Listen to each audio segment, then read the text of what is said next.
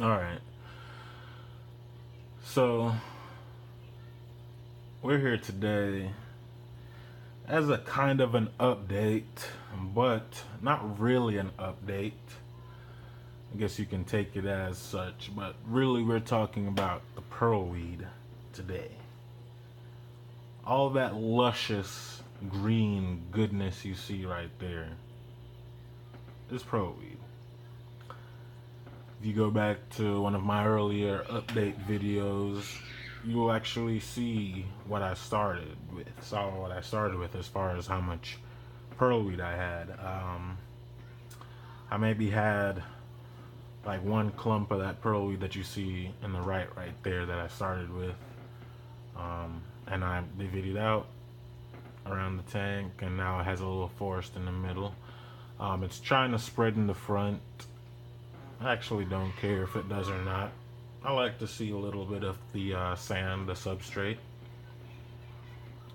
Um, this pearlweed grows really fast. It's a plant I can recommend, even if you have medium tech planted tank. I mean, I feel like as long as you have CO2, you can grow this plant. And CO2 is not a must. I just know it will grow faster in CO2. I have my shrimp tank. I put a little bit of this in. I just took some of the clippings I did from the first mighty trimming I did. I took them, planted two clumps of it in my shrimp tank. Shrimp tank has no CO2.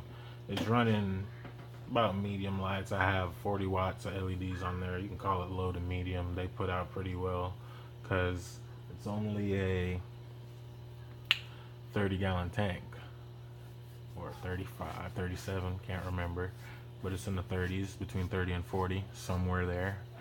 Um, but this pearlweed grows really well. If you add CO2 to it, it grows even better. My water condition or temperature and parameters are kind of all over the place. Not really. My temperature, it fluctuates in between 76 and 80, depending. Um, the light, all I have on there is a Phoenix Planet Plus SE version. Um, it does well. What I had on there before were two saltwater reef full spectrum LED 360 watt a piece. They were drawing a lot of energy. They were they're not stunning my plant's growth, but they made the plants grow shorter and more compact because of how bright the light was. Now they did have a dimmer on it, but it was a kind of like a cheap Chinese brand, so it didn't work too well. Now my fish seem to enjoy the light as far as color goes. My Bosemani usually have better color.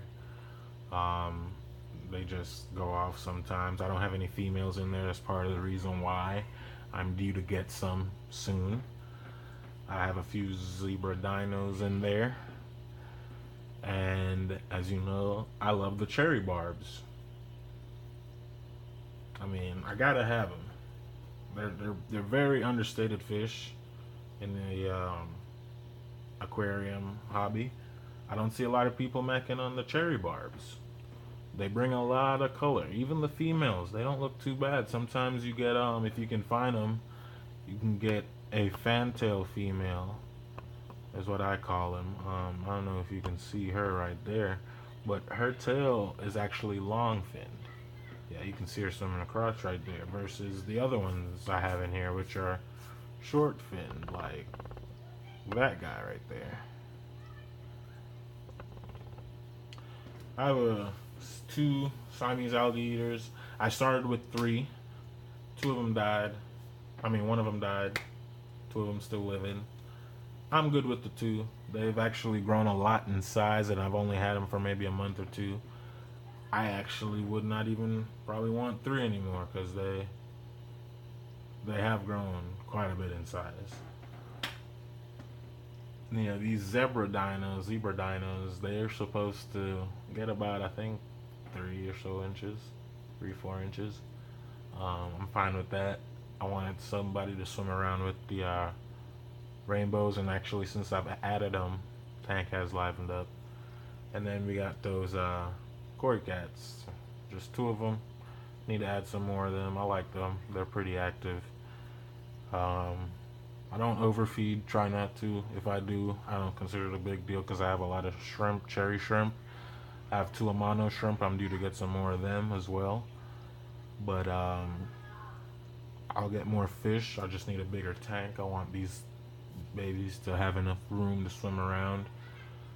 And I made my bookshelf in a way that I could extend it to a 5-foot tank if I need be. My bookshelf fish tank stand I made. If you guys want to see a video on this stand, I will do that, but I want to show it to you guys fully when I've actually finished it up.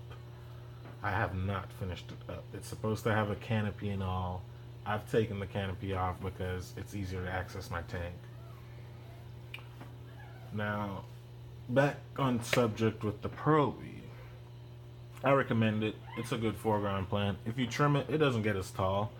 I just kind of like to see what the tank looks like when I let everything run wild, no trimmings for a while. See where it actually, generally wants to grow.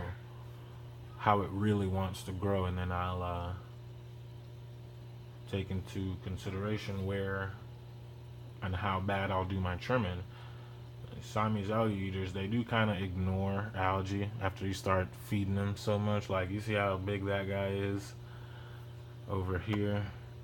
He doesn't even look for algae unless I starve him.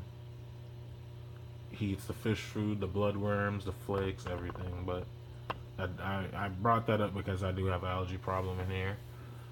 Might be due to running too high a light or too much CO2. One or the other. I haven't balanced it out yet, but I've just been noticing algae on my glass. Well, I'm gonna stop talking and rambling all. I know y'all want a short, sweet video, but take this as an update and a quick talk about pearlweed. Thank you for visiting my channel. Thank you for checking out the video. Like it if you like it.